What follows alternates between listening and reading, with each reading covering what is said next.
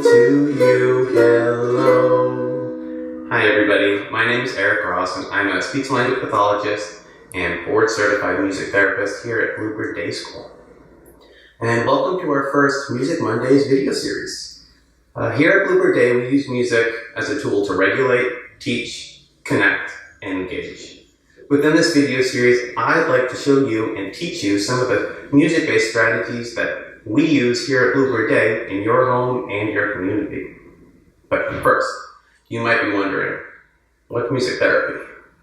The American Music Therapy Association defines music therapy as the clinical application of evidence-based musical interventions to reach individualized goals within a therapeutic relationship by a credentialed professional who has completed an approved music therapy program. Now that's a lot of information. So in short, we as music therapists break down the facets and components of music and musical interactions from rhythm and melody, meter, and beyond to address non-musical goals from learning core vocabulary to developing joint attention all the way to those all-important back and forth interactions. And now that you know and have the introduction to what music therapy is, I hope you'll come back and visit to learn more about how you can use music to help your child or loved one.